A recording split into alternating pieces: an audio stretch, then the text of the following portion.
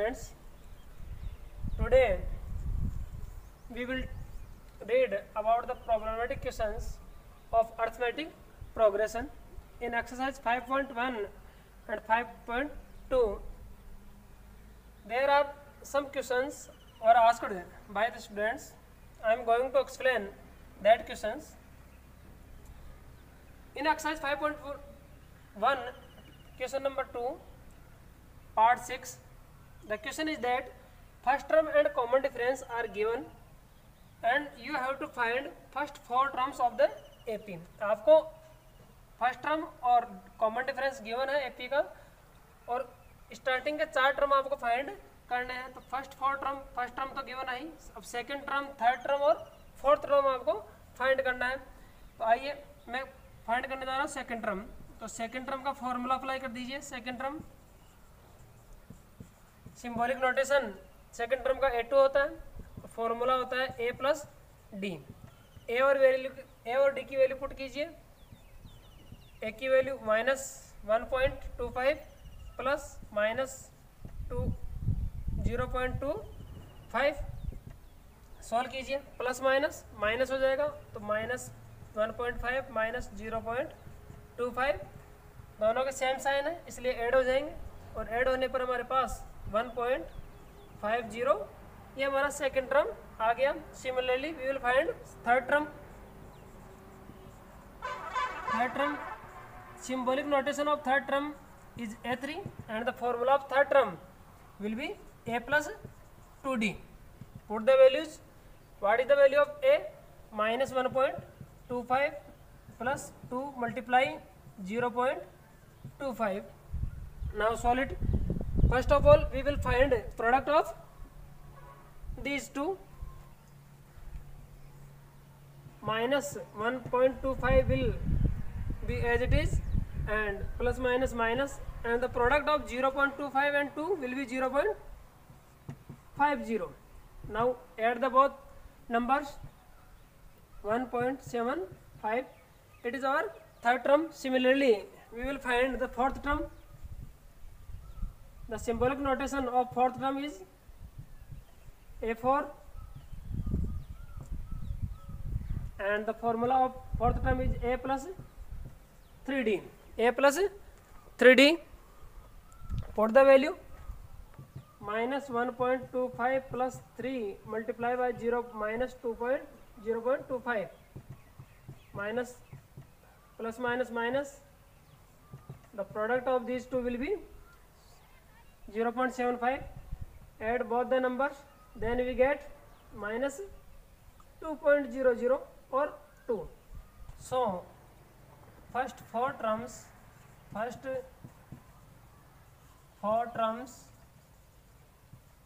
of the AP are AP के तो चारों टर्म है उनको सीक्वेंस वाइज राइट कर दीजिए. -1.50 -1.75 -2. तो ये हमारी एपी के फर्स्ट 4 टर्म हो गए. तो ये हमारा फाइनल आंसर हो जाएगा. नेक्स्ट क्वेश्चन देखते हैं. नेक्स्ट क्वेश्चन हम एक्सरसाइज 5.2 में से लेने जा रहे हैं. क्वेश्चन नंबर 8 है. Find the 12th term from the last of an AP 147 and so on 88. ये हमारे को एपी गिवन है. इस एपी का हमारे को 12th टर्म फाइंड करना है, वो भी लास्ट से 12th टर्म है. इस क्वेश्चन को सॉल्व करने के 2 या 3 मेथड हैं, लेकिन जो सबसे इजी मेथड है वो मैं आपको एक्सप्लेन करने जा रहा हूँ. इस एपी का हमारे को 12th टर्म फाइंड करना है तो लास्ट से, तो इसको लास्ट से हम लिखना स्टार्ट करेंगे और एक न्यू एपी प्राप्त करेंगे. उसमें रिवर्सिंग द गिवन एपी, जो हमारे गिवन एपी है उसको हम रिवर्स करके राइट करेंगे तो न्यू एपी आएगी हमारे पास. न्यू एपी 88 को फर्स्ट टर्म मानेंगे, डॉट 741. इस प्रकार से इस एपी को उल्टा करके लिखना है, रिवर्स करके लिखना है. 88 फिर 7 फिर 4 और फिर 1. अब आ जाइए आप इसको अपने जैसे मेथड फाइंड करते आ रहे हैं वैसे कर लीजिए। अब बताइए इसमें फर्स्ट टर्म कितना हो गया, 88 हो जाएगा। कॉमन डिफरेंस फाइंड करने के लिए सक्सीडिंग टर्म में से प्रेसिडिंग टर्म माइनस कर दीजिए, 4 - 7 = -3। और 12th टर्म फाइंड करवा रहा है, 12th टर्म का मतलब A12, ये हमारे को फाइंड करना है। Apply the formula of 12th term. What is the formula of 12th term? A + 11D। Put the values. What is the value of A? 88 + 11 and the value of common difference D is -3. What will be the product of these two? Plus minus and 11 3 जा 33.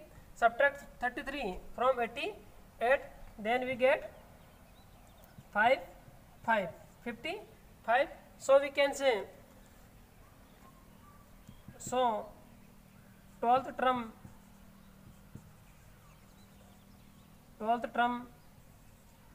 of the AP from last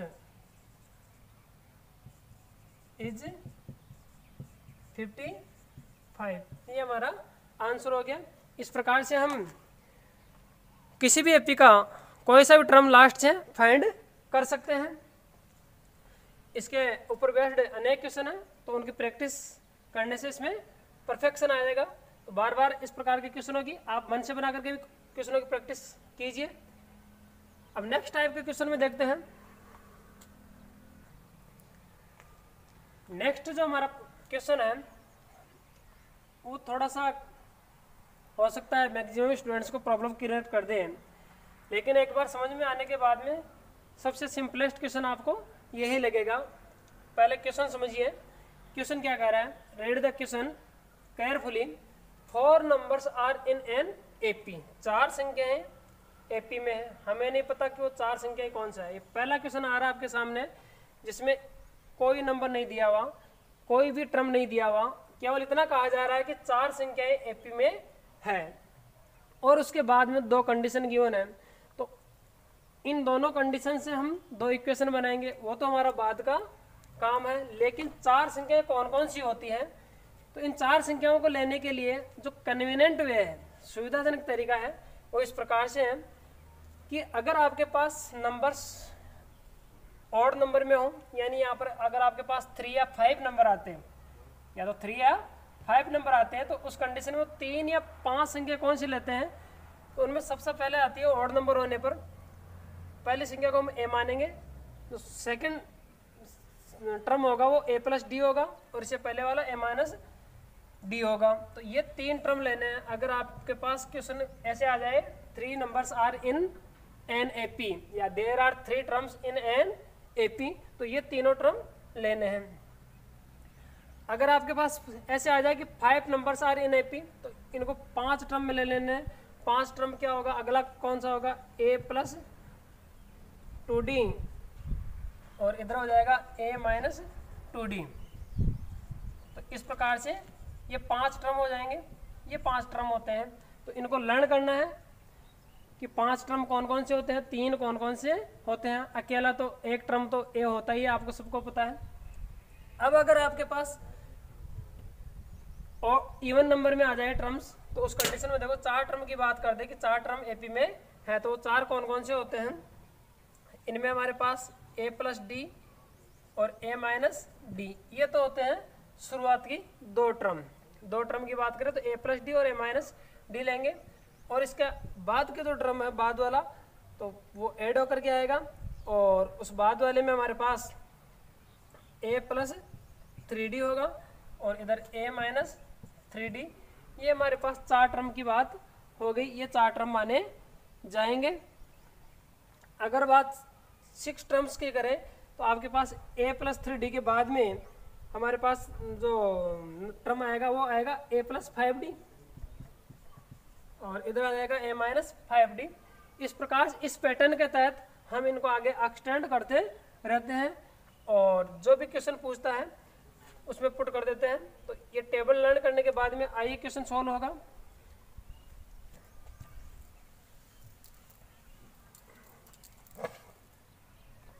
solution. तो 4 संख्याओं की बात कर रहा है, the four number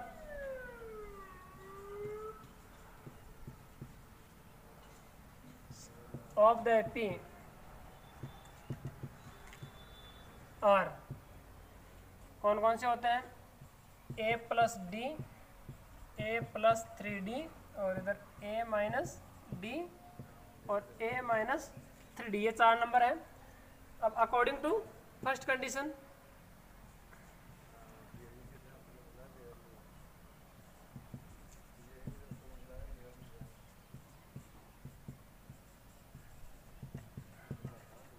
first condition में देखिए ये कह रहा है सम ऑफ नंबर्स इज 50, यानी इनका सम कितना है? 50 है, तो इनका सम कर दीजिए 50।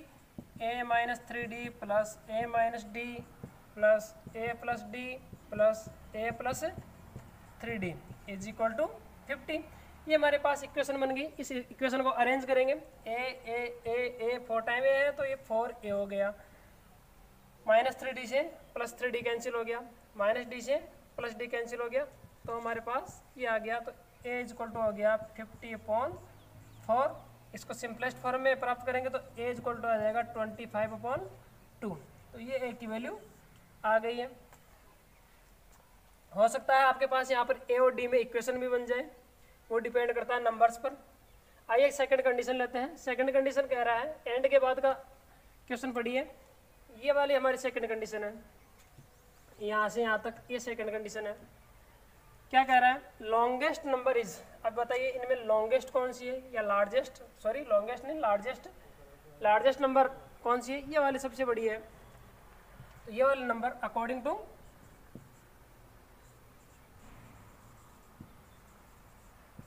Second condition,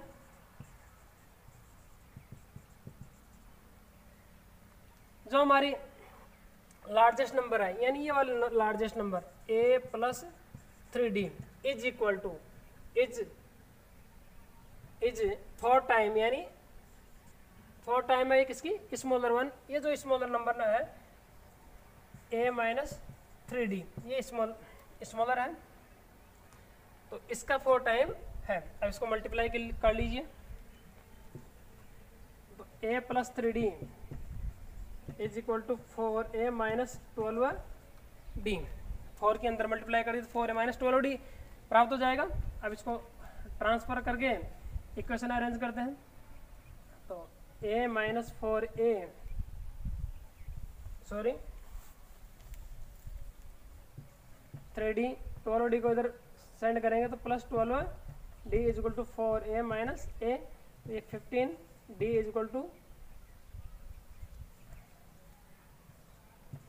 3a। ये हमारे पास इक्वेशन नंबर सेकंड आ गई। ये जो a की वैल्यू है, इस a की वैल्यू को इक्वेशन नंबर सेकंड में सब्स्टिट्यूट कर देंगे, putting a is equal to 25/2 in equation second, 15d is equal to 3 multiply 50/2, solve कर लीजिए इसको, ये 75/2, 15 उधर ट्रांसफर होगा तो डिवाइड में चला जाएगा। अब इसको सिंपल करेंगे, सिंपलेस्ट फॉर्म में प्राप्त कर लेंगे, तो 15 की टेबल से 75 5 टाइम कैंसिल हो गया, तो हमारे पास d 5/2 आ गया। अब ये फर्स्ट टर्म भी हमारे पास प्राप्त हो गया और ये कॉमन डिफरेंस भी। अब फर्स्ट टर्म और कॉमन डिफरेंस प्राप्त करने के बाद में हम AP के टर्म्स इजीली फाइंड कर सकते हैं। Substitute these values of a and d in the given numbers। In a और d की वैल्यूज को इन नंबर्स में पुट करना है हमारे को।